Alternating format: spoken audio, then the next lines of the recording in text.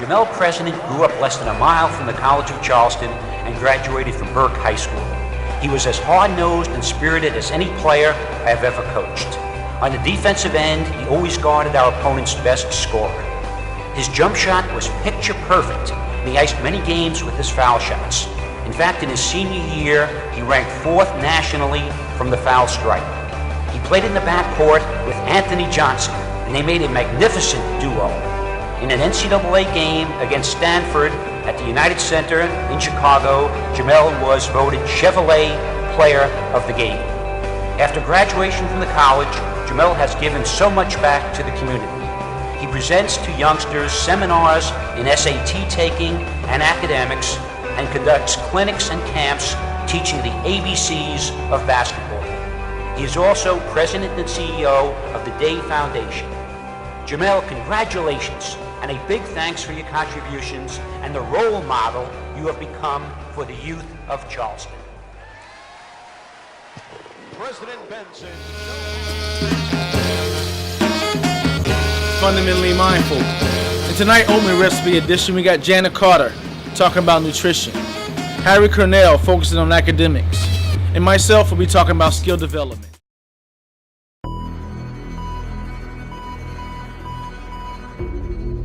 DAE TV, fundamentally mindful.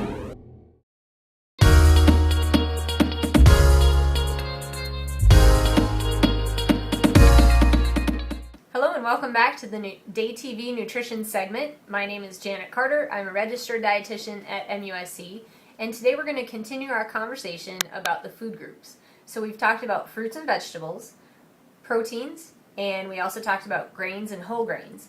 And so today we're going to talk about a food group that's not really technically a food group, but it is an important piece of the puzzle as far as our nutrition is concerned, and that is the fats. And there are fats in our diet that are better for us than others. The healthier fats are the unsaturated fats, and the not so good for us fats are the saturated fats. And the reason why they're good and not so good is because of the effect that they have on our heart and our vessels, our blood vessels. The unsaturated fats are going to be a little bit more protective of our heart and our blood vessels, and then the saturated fats could potentially cause blockage or buildup in our vessels that could lead to heart disease. Trans fat is another type of fat that is very, very bad for us, and so you really want to watch out for those. Let's talk about the sources really quickly. Unsaturated fats are mostly going to come from plant sources of fats, so nuts and seeds, oils like olive oil, canola oil, and corn oil, those types of things are going to have unsaturated fats. Saturated fats are mostly going to come from animal sources, so that's going to be your meat, butter, eggs, cheese, things like that. So just be careful with those foods.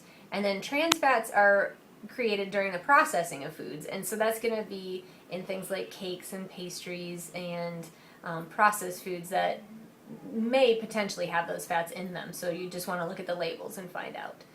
If you have any specific questions or if you would like your own personal advice, please email me at dietjc24@yahoo.com.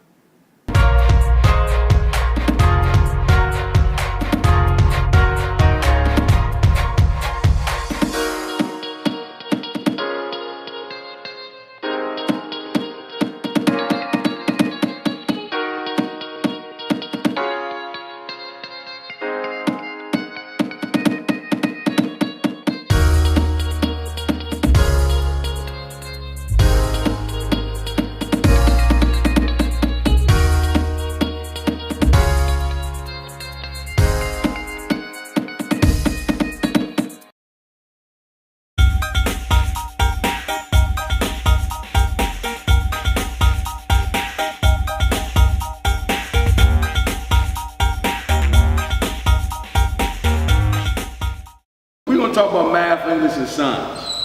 Math, English, and science is the most important 3 subjects of the whole school day. Understand? Those 3 things, math, English, and science. So when the teacher in the class starts talking about math, English, and science, we need to be quiet and stop moving around and pay close attention to those 3 things. Understand? Let's talk about them one by one. Let's talk about math first.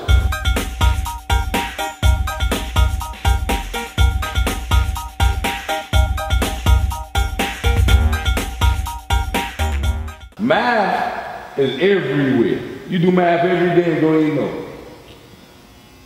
Don't even know. You do math every day and don't even know. When you put your shoes on, it's math. What size shoe you wear? 4. You wear 4. If you put on a 6, would it fit you? You got an older brother? If you what size your older brother with? I can't remember. He got a big foot though, right? But if you wake up in the middle of the night and you put his shoe on, you won't know the difference, right? Because what? Your foot is smaller than his. That's math. When you put your clothes on, what size pants you wear? You wear 10 pants. So if I go buy you a 16, that gonna fit? No, sir. Gonna be too big, right? Yes, sir. That's math. You use math every day. You use math when you get dressed. You use math when you brush your teeth. You use math when you take a shower. You use math when you eat. All of that. How do you use math when you eat? Don't your mama count? Your mama take measurements of what she put inside the food. Right? When she take a spoonful out of the pot and she put it on the plate, that's a spoonful, that's a measurement. And then when it's salty, that's too much salt. Yeah, that's measurement. So you use math every day. Regardless of whether you counting or you thinking about it, every day you use math. What time you wake up in the morning? 5 o'clock. That's math. That's math. Understand? Math everywhere. And it's very, very important when these teachers talking about math, we pay attention in the classroom. Science is the same way.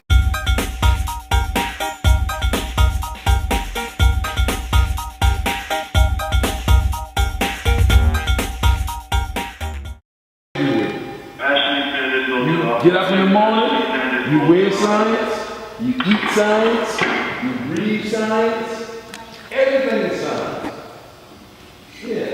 Look at the clothes you got on. What color is your sleeves?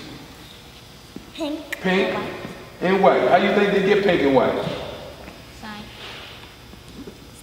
Science. Somebody had to mix some colors together and create a dye and put it inside the clothes to make the clothes a certain color. You got on KDs. You got on Adidas. You got on snow boots with fur. How you think that happened? Science. Somebody had to design those shoes. Science and math. We all play video games, right? Yeah. Who play video games? Raise your hand if you play video games. Everybody play video games. Do y'all know video games is all math? Video games cannot work without math. How much people? And if you're good at math and you pay attention to math, maybe someday you'll be able to do great things like create your own video game. You understand?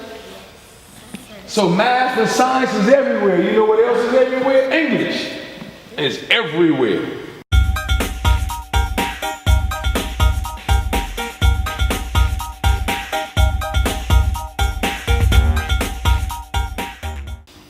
How's English everywhere?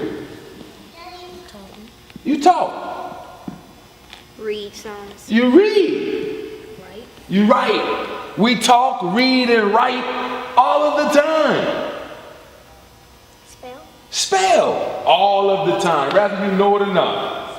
If you're walking down the street and you see the sign, the yellow box, come out with the hand. What does that mean? Stop. You just read a sign. Without words. You understand? You read a sign.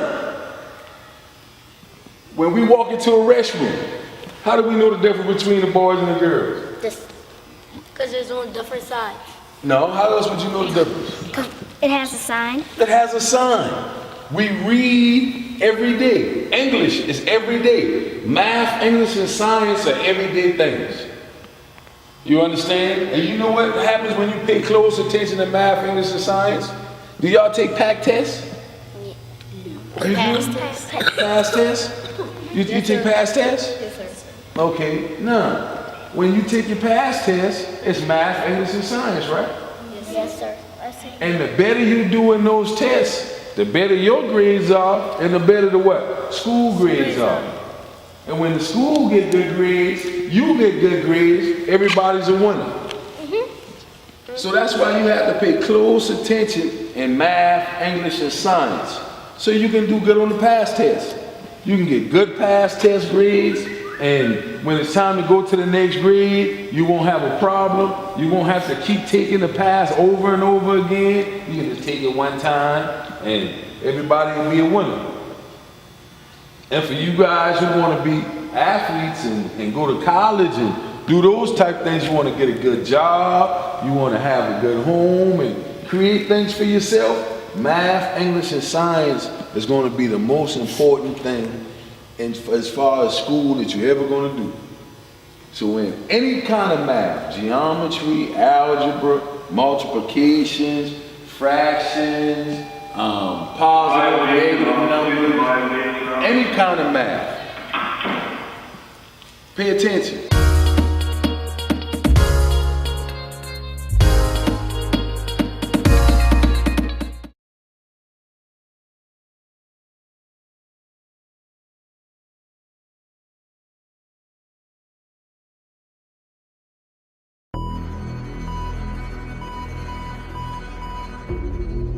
DAE TV, find better life.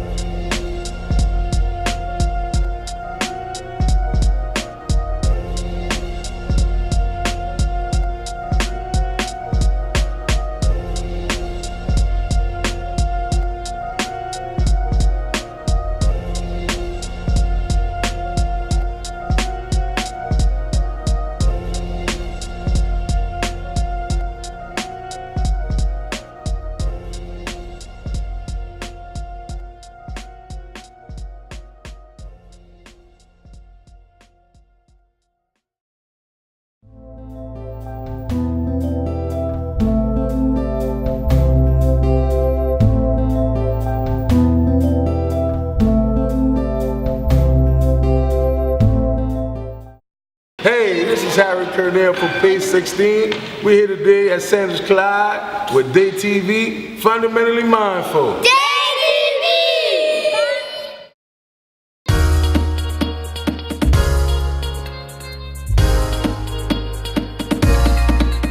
He's a former newspaper reporter turned political candidate.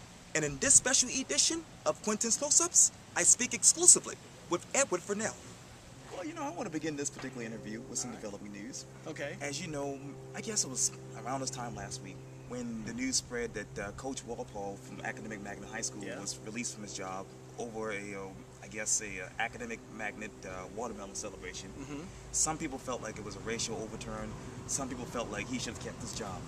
And, I'm wondering, if you were on Charleston County School Board right now, what would you do about it? Let me start with saying this. First of all, the process by which he was fired and reinstated was just absolutely absurd. Okay. This, as I understand it, this is from the media. But there was a single complaint about the post-game celebration, the smashing of the watermelons. The Academic Magnet school principal looked into it, reported back to the staff that they found nothing offensive or racist about it. And then Ms. McGinty, the school superintendent, fired him anyway.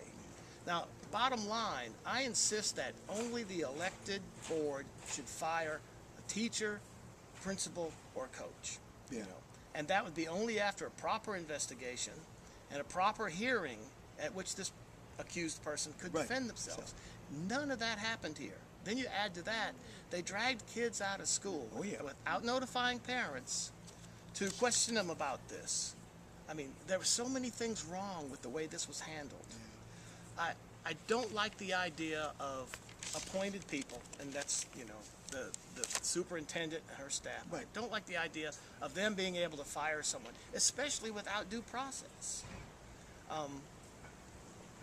I can only say from what I have read and heard about it, it wasn't racist or offensive. Okay. However, I do understand how it could be interpreted that way. But here's what should have happened was, there was a complaint. The superintendent asked for an investigation. She got the results, which said it wasn't offensive or racist. But she could have talked to the coach and said, look, I know you're not trying to do something to offend people. You're not being you're not ignoring how people might feel. But this is a sensitive subject for people. So you shouldn't do this anymore. No, that's where I think it should have gone. Okay. And the whole process then, of course, should be reviewed by the elected board. And speaking of which, obviously yesterday they had the executive session that is around 9 o'clock in the morning. They actually canceled the regular school board meeting. And from what I can read between the lines, it seems like her job is on the line. So tell me this, when you put on your crystal ball and look into your future, do you see yourself on the school board with Dr. McGinley? That's something I've thought about a lot. Okay. I'm a person that can work with anyone. Yeah. I could see my relationship with her, as if I am on the school board,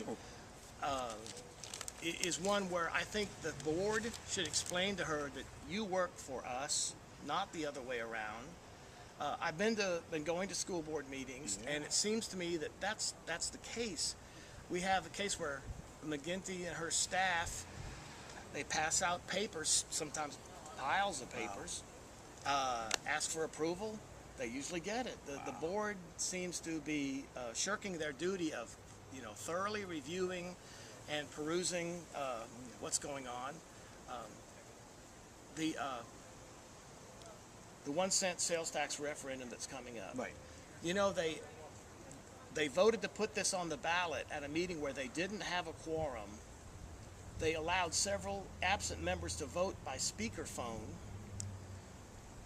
And I spoke at a meeting later and said, because of that, this whole thing should be rescinded. Okay. It should be reopened, redebated, re-advertised to the voters and parents and schools. And another thing was the board put out, or the board was handed by the staff a large list of projects. They said, this is what we'd like to do if we get this money. We're talking about $500 million, That's a lot. right? $500 million. Well, these things are not enumerated. I mean, they're not ranked numerically, which I think should be done. I mean, the voters basically are buying a pig and a poke. There's something on there for every area. North Charleston gets football stadium. East Cooper gets more schools, and for other schools they get renovations and expansions and things like that. They should number from 1 to about 30 these events, and say, this is what we're most likely to do. This is least likely, right? So the voters would know what it is they're voting for. Right. Finish these sentences for me. Literacy is reading. Yes. The extension of the 1% sales tax will be approved. The school board budget is questionable. Attending St. Andrews High School was fantastic. Yeah. Your college years at USC were fantastic. Marrying Tatiana was fantastic. Yeah. The newspaper business in 10 years will be smaller than now. Wow. And you know, let me go back down memory lane once again, because I'm wondering, because you said you reported the Post-Inquiry for many years, and I've saw some of your headlines and bylines and whatnot. What particular story sticks out in your mind and why? Oh gosh, that's hard. You know, 38 years and so many different things. You were the best, one of the best there, man. Well, I covered many of the most infamous and heinous murder stories in the Charleston area. Remember Fred Cunarans? Right. He killed, I believe he killed his ex-girlfriend and the small child, and that was what really hurt that. Yeah. And then he was apprehended, he was convicted, and then he escaped while in Charleston for a sentencing hearing. He was missing for about a week. I remember that. The massive search in West Ashley, and he was eventually found hiding under a boat. And what was really odd was, in spite of all the bloodhounds the police had searching for him, it was a neighbor's cat who alerted them to someone being under the boat. Isn't that something? Yeah. Wow. And then later on, I witnessed his execution. I remember. Not something that was any fun to do. Because it'll always be in your mind. Yeah. You know, it wasn't pleasant to watch, but I felt like, you know, I've always favored the death penalty when appropriate. Okay. And so I wasn't going to be hypocritical and say I wouldn't go. But I thought, I'd kept in the back of my mind, if he hadn't knifed a child to death, that it wouldn't have come to this conclusion. Yeah. Well, your future is. Right. Yes. Yeah. I'm enjoying retirement. That's good. I'm working on some books, fiction and nonfiction. That's great. One is about years at the newspaper. Right, yeah. There are a lot of inside stories that never got published. Some of them pretty funny. Some background maybe on some trials I covered. Right.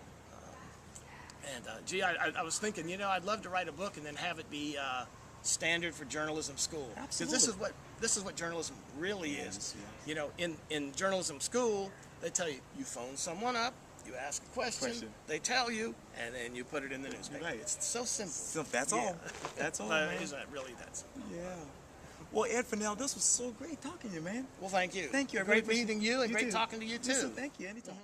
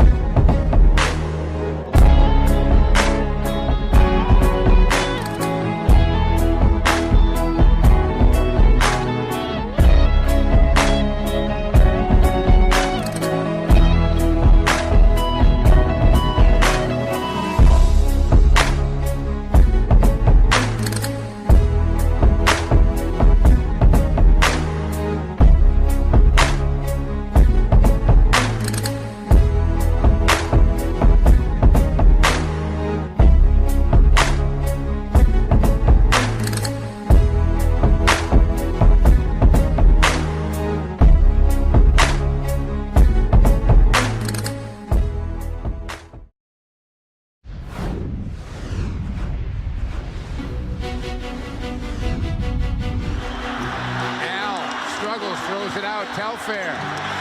Knocked away. Ball game. Kevin Garnett. Garnett came out of the locker room injured and performed. We've been down this road before. Garnett receives, turns to the foul line. It's in the air. Oh, the big ticket has just knocked down the big shot, and Kevin Garnett has just delivered a big punch that has knocked out the Detroit Pistons. Here's to Garnett. Garnett inside, backs it in, and a foul. What a play from Kevin Garnett. And the Celtics go up by 20. KG crashes to the floor, but so might have the hopes of the Los Angeles Lakers. Beautiful crossover by Marbury, and both big guys went and blocked it inside. Clearly Duncan had it. They turned it over. Alley-oop back to Kevin. Oh, baby! Woo! KG! You could see it coming, and the building is electric off that slam dunk.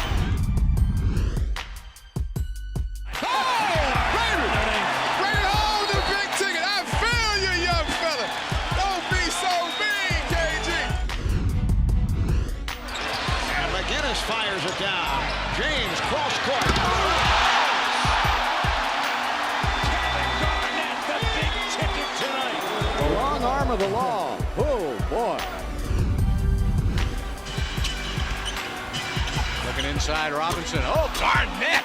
Where did he come from? Oh, what a play. He looks like he's on a trampoline and everybody else is playing his street shoes. Looking inside. Lob it to Garnett beneath the foul line. The fadeaway with a hand in his face in the air for the win! Yes, sir! Garnett gives Minnesota the win at Target Center. Brandon over Weber. Oh! Kevin Garnett! And that gets the crowd into it. Oh, my. That was a highlight. We will see that one on ESPN. All of the starters now in double figures for Minnesota. 6 players in double figures. Garnett blocks it away. Sam Mack floats inside, misses, and Garnett with a rebound. He's doing it all. Porter back to Garnett. Well, he may be a freshman in college if he were playing there, but he'd be too good for the college game right now. He's growing up fast in the NBA. My name is Corey Shaw. I am one of the school counselors here. I work mainly with 5th through 8th graders. I'm pretty much the middle school football coach.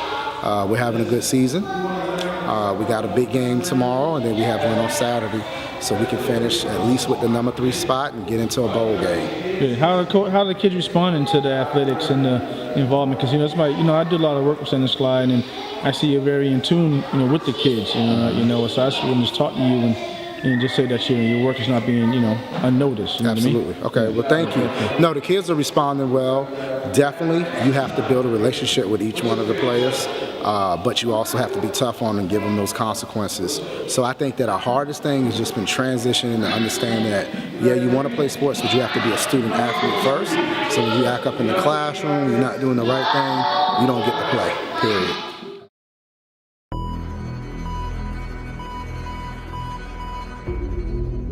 DAE TV, find another mindful.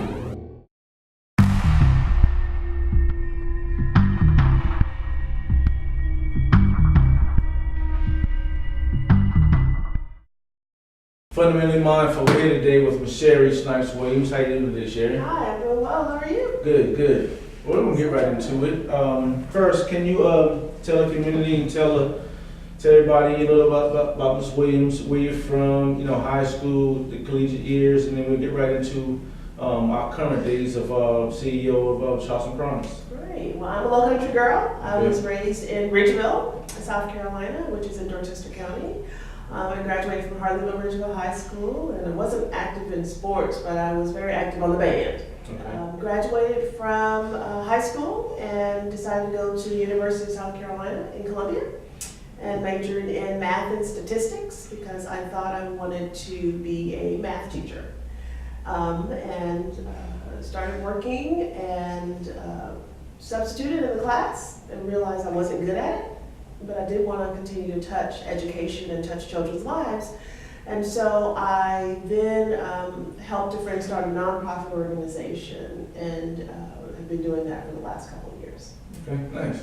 And so when your major was what It was, I majored in math and statistics. Okay. Because I loved numbers, loved math, algebra was my favorite subject, and it still is today. I can pick up an algebra book and spend hours just going through different problems, and I enjoyed that because of the strategy behind it. Okay.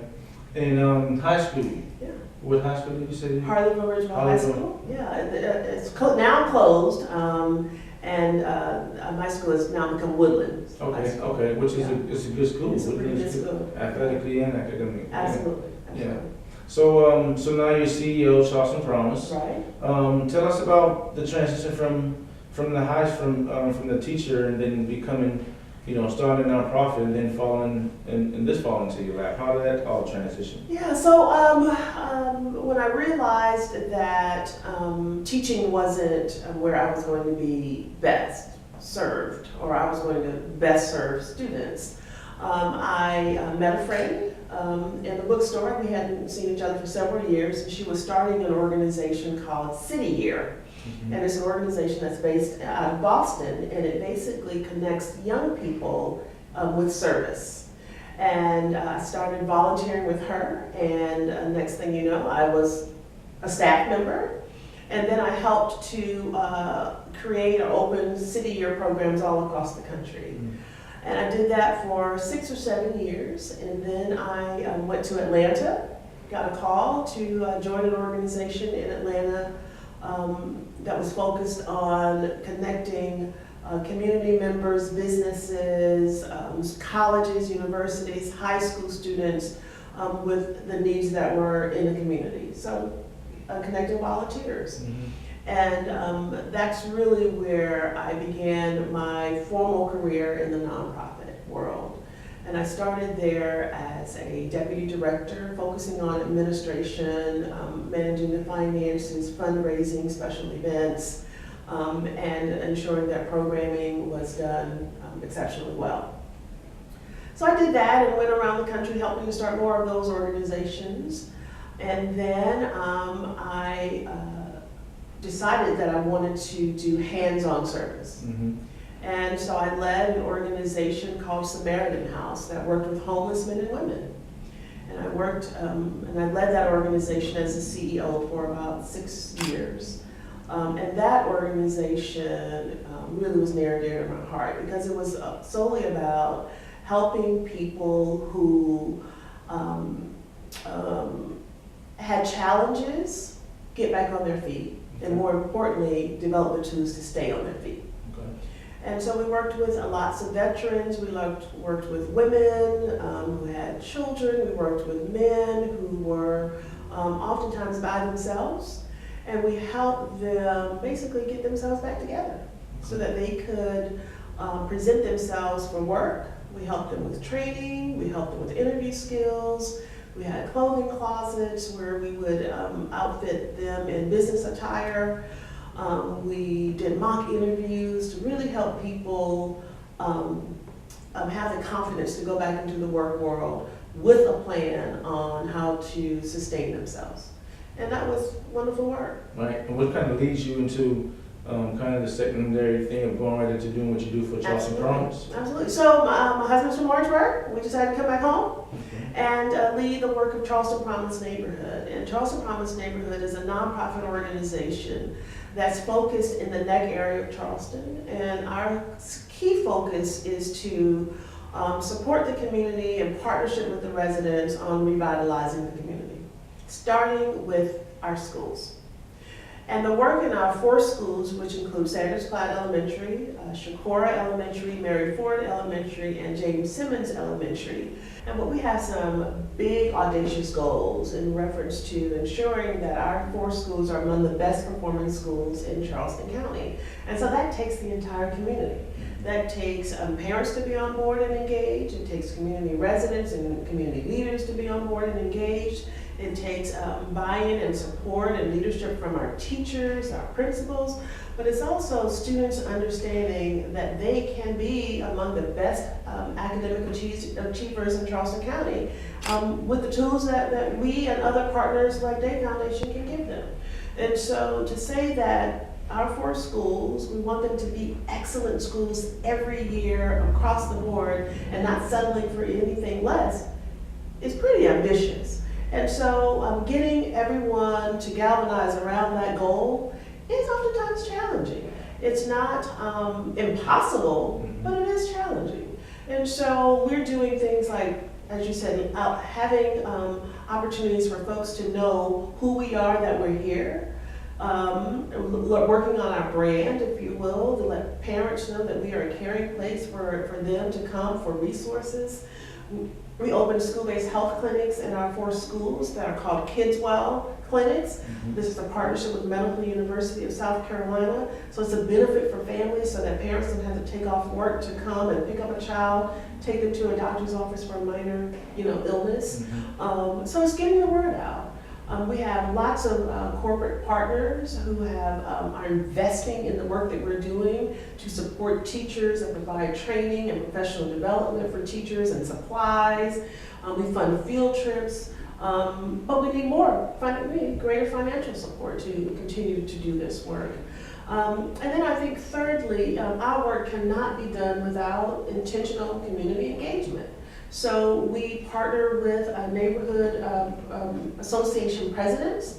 We bring them around the table. We ask them for their feedback and their ideas on our programs. We ask them to take the things that we're doing back out into the community. But I think the largest challenge with that particular group is we got to get some of the younger people involved. Most of our neighborhood association presidents are seniors. And while they have tons of wisdom and experience, they are often tired. And so they are asking us to help them connect with young people. So having you understand what we do and partner with us is wonderful. We want more, young men and young women in the communities, young parents in the community to come out and help us do this work. And in exchange, they'll be able to touch and feel change in a way that they might not be able to experience in any other way. You heard it first on DAE TV, Fundamentally Mindful. We'll be right back.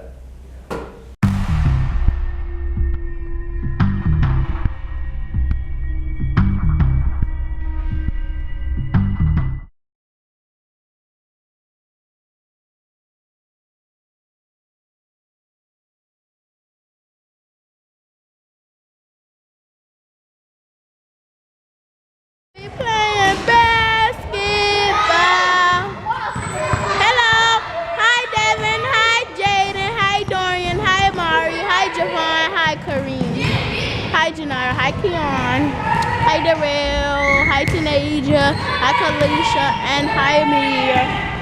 My name is Akasha, and I just wanted to tell you that I'm the camera lady, and I just wanted to show you Mr. He's the best Mr. President. Later you'll be calling him the basketball star in life. Bye. How you doing today, Amir? Let's see one of your shots. Amir almost made a fantastic shot, and he did it. He scored. Miss Jaden is one of the competitors. She is the best of the best with the blue shirt on. It is wonderful. She is a girly girl, and she loves basketball. We know she is the best of the best. And we know Mr. Devin, even though he is really short, he's good. And we know Mr. Kareem Mayweather can hit this shot. And if he does hit this shot, we know he's the best. And we know everybody is in this court right now is the best. And I am even the best of the best. I am the best too, and everyone else is the best. And I'm getting myself in this video because I know Mr. President and I and everybody in this court is the best of the best. And we will win this game.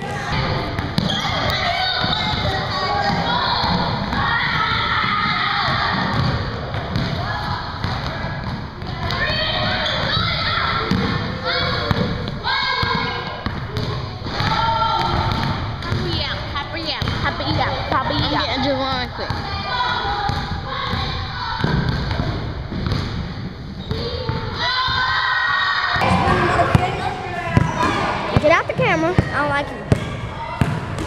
And this is group over here is the best. This is the squad, and it is only 2 girls in this squad. And we know they will do the best. And we know they will be the best. This is the best of the best.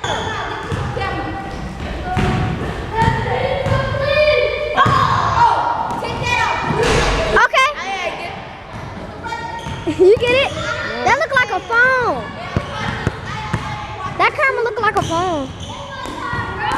Mr. President in action. He made it, and he's the best of the best in the world. He could be in the NBA right now, Miss. Everyone, I hope you see this video, and this is the best of the best. Even if he misses 2 or 3 shots, he's still the best of the best.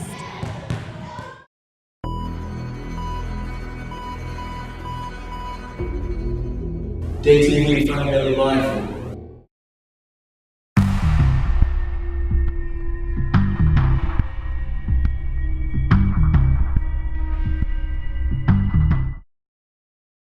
Being the DAE Foundation, and part of our opening recipe is nutrition, education, and skill development.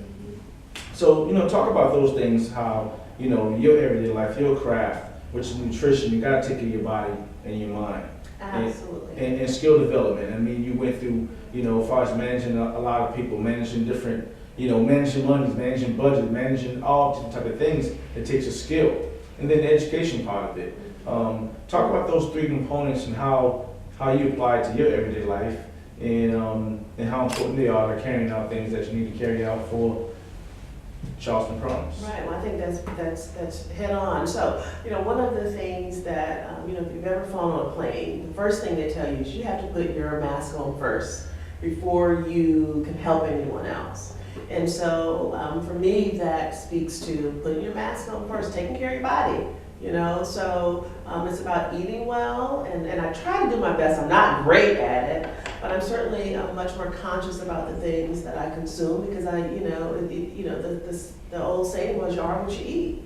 And so trying to cut down on the fast food and the fried food, and really looking at the amazing vegetables and grains that are out there, and trying to incorporate those into my life, and also trying to teach my daughter some of that, and she is a French fry connoisseur, as she calls it, and we all love that, but trying to do those things in moderation, and also just being cognizant about skills, because a lot of us think that I think we all have inherent skills, blessings that make up who we are, what our DNA is, but you gotta hone them, you gotta read.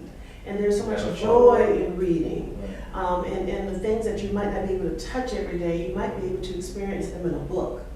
And that's why I try to talk to at least my child about reading and other kids. I'm also a volunteer with Reading Partners, which is an organization that's working to help students with their comprehension and with their reading fluency. And those things undoubtedly will help you the rest of your life. And then I think the other thing just about building your skills is, like I said, one of the things I haven't, it's not a strong set of mine is writing. So I force myself to write. I find mentors that can edit things for me to give me feedback on my writing, and I welcome that. I accept that feedback with with an open heart. Cooking, is I cook for survival. Right. I'm not necessarily the best cook, but oftentimes I'll ask people to help me think about different things and how to combine ingredients to hopefully make something that some folks will like. So the areas in which I'm weak, and we all have them, I try to... That's would be perfect, and no one's that. Absolutely, absolutely. And so I try to find people or experiences or kind of go outside of my box to strengthen myself in those areas. And then the third thing was about education. I think we all have to be active learners.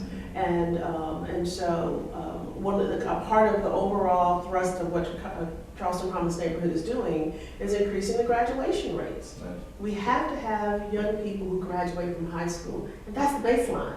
Because with a high school graduation, you have options. Exactly. And I was reading something the other day. It says that the income gap between someone who graduates from high school versus someone who graduates from college can be as much as $30,000, $40,000 a year. That's someone's income alone. Absolutely.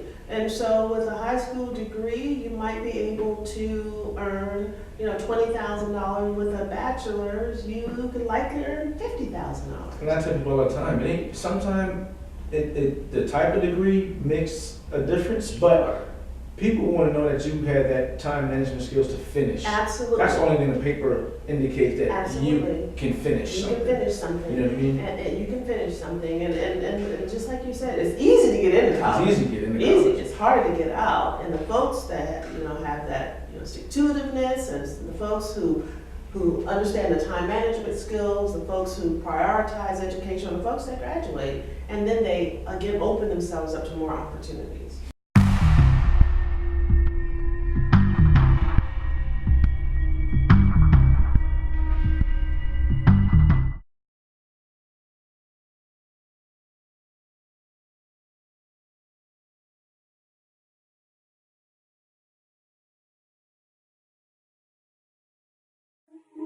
Thank you.